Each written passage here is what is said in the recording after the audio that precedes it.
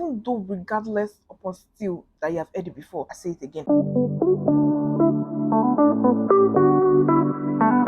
Hey there, welcome back to my channel, and if you're new, a very big welcome to you. I'm so glad that you found me today. So in this video, I just want to highlight a few natural hair care tips, natural hair care habits that we really should drop in 2023. I mean, come on guys, it's 2023. Leave the past in the past, okay?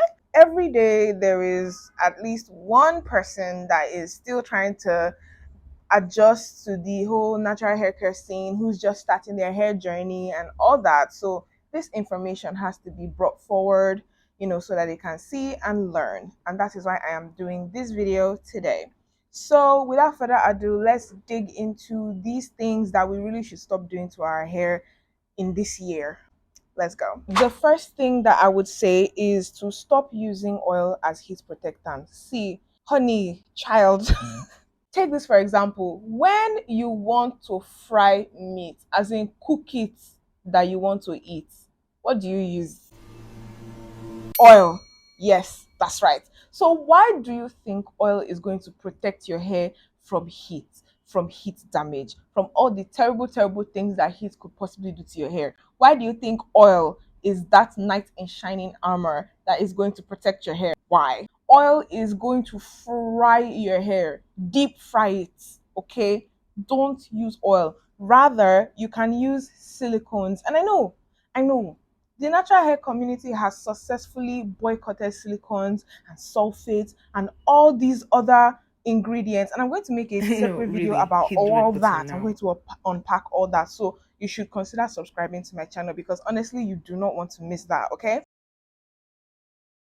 So basically silicones, they have a very high heat resistance, okay? They can withstand up to 300 degrees. So I mean, unless your stylist is using a barbecue grill to straighten your hair, use silicones and you'll be fine. Maybe paired with a protein treatment beforehand, your hair will be good to go for any type of silk press that you're trying to do, okay? While it may be different for some people, I know that silicones generally good replacement for oils. Or you can just buy a heat protectant. Look it up. There are a lot of really good brands that offer heat protectant products. So go for those. Stop using oil. Okay? Thank you. Your hair is not Thanksgiving turkey. My next tip is dealing with dry hair. Now see, I know you've heard this thing again and again and again and again, but I'm still going to say it again, even though regardless upon still that you have heard it before, I say it again. Stop handling your hair when it is dry. Don't detangle it. Don't plait it. Don't do nothing to it if it is dry. If you have run out of leave-in conditioner, get yourself to the store and buy leave-in conditioner. You didn't have energy, at least pour water in your hair. Spray water in your hair. You didn't have spray bottle, put your hand in tap like this and do like this. Just make sure that your hair isn't dry. You know why? When your hair is dry, it is brittle and it can easily break. Take this example. You see that stick of spaghetti that is dry. Just bring spaghetti out of the nylon and do it like this. You see how it break? Very easy. That's just how it is. Stop handling your hair when it's dry. Moisturize, honey. It's like hair care 101. Moisturize your hair. Don't ever do anything to your hair, even if it's just like you want to quickly repack your hair. Maybe you want to turn your pineapple into a low bun just real quick before you run out. If your hair is dry, don't do it. Put a little bit of product, spray a little bit of water. Keep your hair moisturized, okay? Your hair shouldn't even ever be dry in the first place. But yeah, I understand sometimes you sleep off without your satin bonnet. Sometimes you forget. Sometimes work is in the way. Trust me, I understand. But if your hair is dry and you know that your hair is dry, please do something about it before you do anything else. Before you try and style, before you try and detangle, before you try and do anything else, okay? All right. This is my next tip. See, we have all been there. You and your hair, the two both of you are looking at each other and both of you know that it's wash day. But you're like, you know what? I'm gonna keep this pineapple in another week. I'm gonna keep this slick bun in another week. I'm gonna keep these cornrows in another week. We've all been there. I understand. But this particular tip of not skipping wash day is directed at those people that still believe that dirty hair grows faster. So you intentionally skip wash days and you feel, dirty hair grows faster anyway. It doesn't. And even if you're not that type of person and you're not really intentionally skipping wash days, see, if your hair is really that important to you, you have to make time for it. Yes, not everybody has time to wash their hair every single week, like me. No, you don't see me washing my hair every single week. I wash my hair twice in a month, every 2 weeks. And when I have styles like this in, it's till I loosen the style. Now that one is a whole other case. But your hair is free, your hair is out. You are constantly putting leave-in conditioner, you're constantly putting gel, you're constantly laying your edges, you're constantly styling your hair, and you're adding up all these products, you're constantly oiling your scalp. And it's been 4, 5, 7 weeks and you haven't washed your hair and you still want to put more leave-in conditioner, bro. Come on, think about it.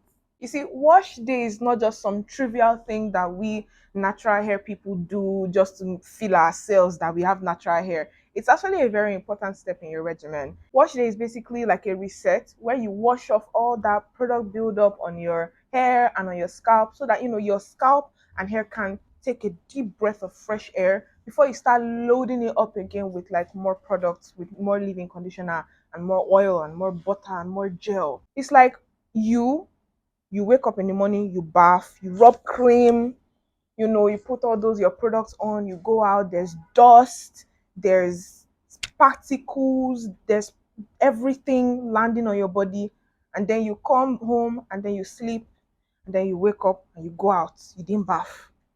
You go out, you come back. You go out, you come back. You go out, you come back. It's been a week. Can you imagine how your body will look like? How your body will smell like by the end of the week?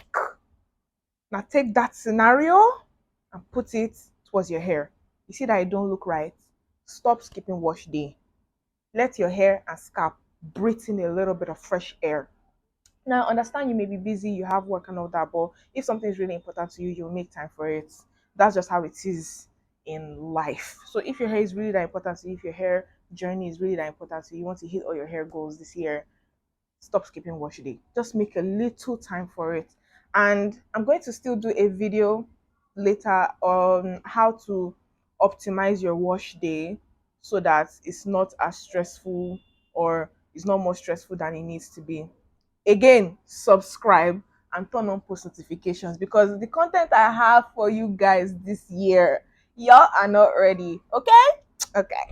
My next tip is something that has happened to even me. So I'm not trying to come and do holier than thou. I'm more righteous than you people. I know more than you.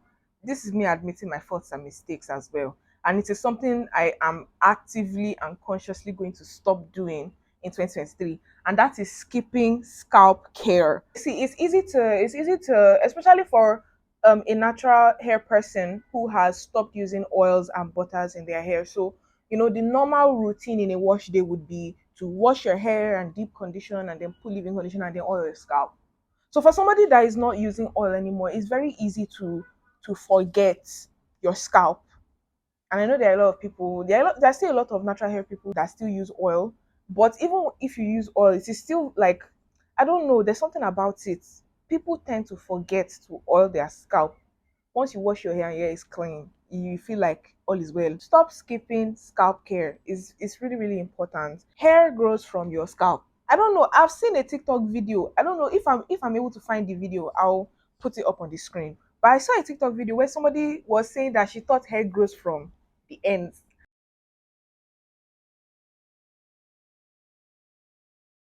So I never knew that your hair grows from up here. I never knew that. I always thought that your hair grows from right here and it just grows and grows and grows. I've been there, look that video. I'm Is there confused. I was like, hair in my people like this head? exist in this life.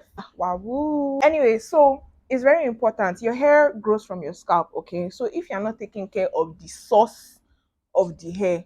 Biko, where do you want to see your growth from? Hashtag when check. Da, da, da, da. Where do you want to see from? Don't forget your scalp. Now, if you're like me and you stopped using oils on your scalp, there are these scalp treatment sprays now that you can use. I personally use the one from Mega Growth. They are anti-dandruff scalp spray. And yes, yes, I know there are some people out there that are of the belief that if you use an anti-dandruff product when you don't have dandruff, it will give you dandruff.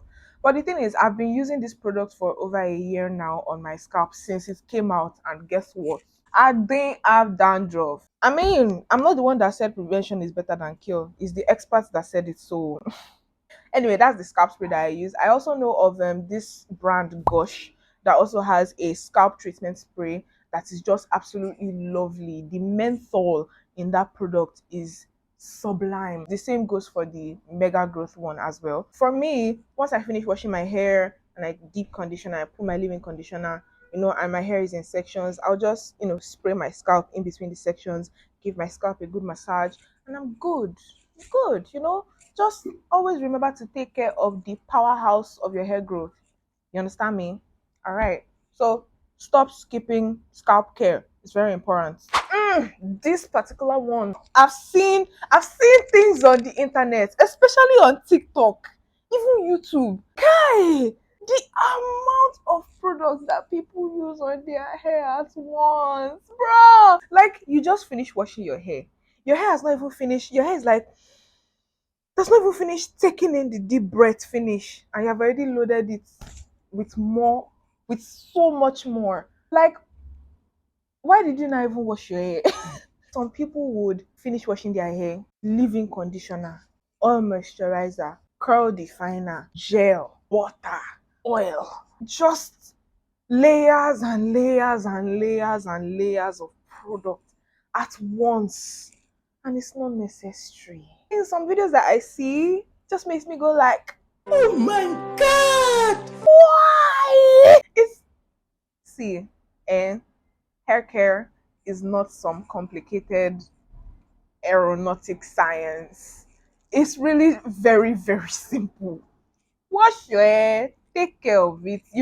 Put a little bit of conditioner, don't let it be dry. You didn't really need to buy every product in the whole market and apply it all to your hair all at once. It's not bad to have a lot of products in your shelf, because in a way, yeah, I can say that I'm a little bit of a mini product junkie.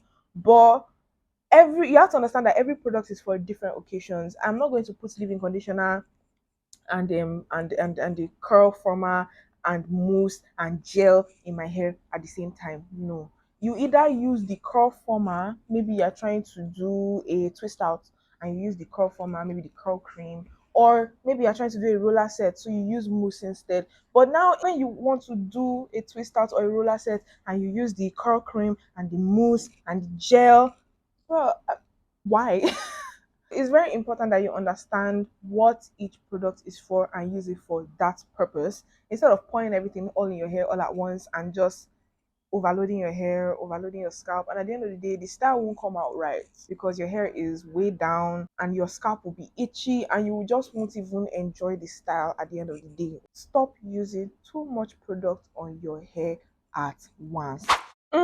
Girl, let me just be the one to say this. I don't know if you've heard it before, but I'm going to say it again. Stop focusing on your hair type, focus on your porosity. In fact, if you can just understand this, you are like almost guaranteed you will hit all your hair goals this year.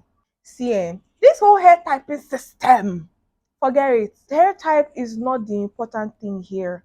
Porosity is. Porosity is what you should focus on because it will help you determine what kind of products and what kind of methods and what kind of regimen you should have that will help you take care of your hair, resulting in length retention and all that length that you're looking for. Hair type really isn't that important unless it comes to style. And even in the styling gone, I've not really seen a style, any style that any type of hair cannot recreate. Somebody with type C hair will do a style, and somebody with type 3 hair will do the same style. It may look a little different, but it will still be fine. Hair type is not the cocoa, porosity is. And in order to figure out your porosity, Honestly, I've come to realize that that cup test, it's not really test is not testing. I've tried it a couple times, and each time I got like a different result, and it just didn't feel reliable. But one thing that I can tell you when it comes to determining your porosity is you will just, if you are conscious about it, you will eventually find out. I don't know if you've been seeing some videos on TikTok where somebody with a full afro is trying to fall back into a swimming pool, and their hair just hooks them up, like they can't put their head in because their hair is just repelling the water. Now someone like that would have low porosity because their hair doesn't get wet. It takes a while for their hair to absorb water and get wet. Now for someone else that can just put water in their hair and their hair will just immediately sleep, now such a person could have high porosity. And then for some people, it takes a while, but their hair will eventually sleep in the water. That's medium. For low, the hair and the water, they will be fighting for a long time. For medium, it takes just a little while, but it will eventually sleep. And then for high, it didn't take like this. Water's already entered your hair has absorbed it, have come, it have go. And these three different types of porosity, there is a different way they absorb products. There's a different amount of times that you have to moisturize. That is what really affects your hair care, not your hair type. So focus on the correct things this year so that you can start seeing the length that you're pursuing up and down. Again, I will be doing a video on that porosity issue. It's in my content calendar. I'll get to it, but in order for you to see it at all, you have to subscribe. You have to turn on post notifications. Do you understand? Good. See, see. This is my first video in this year, and I have a content calendar spanning all the way down to like September, filled with juicy things that you don't want to miss. And I'm telling you, so subscribe, turn on post notifications, and you will not regret it. Okay? See, if the battle that you're fighting in this 2023 is your hairline and your edges, listen up. Stop forgetting your edges. See, I let me unpack this. See, when it comes to your edges, people tend to just generally wash their hair. Generally, because when you see all these like Washday videos on YouTube, they're usually really aesthetic. The girl is just going like this, and it's just looking real nice, and everybody is forgetting to just go this way. Just go this way. Be intentional about your edges. Stop forgetting them. When you are washing your hair, just do this. It doesn't take 1 minute. Just wash your edges. Okay? When you're putting in your conditioner or your deep conditioner, deep condition your edges as well. They also need that care and love and all that. Just imagine that your hair strands could talk to each other now. Imagine how high the shoulder pad of this your main hair will be towards the edges, because you'll be feeling more important than your edges, because that's where your hand always goes every wash day, every time you're moisturizing, every time you're applying products. And it's just not fair. Edges just get the edge control, and that's all. They don't get the juices, they don't get the good stuff. That's not fair. Wash your edges, deep condition your edges, moisturize your edges. If you use oil your edges, butter your edges, do all that.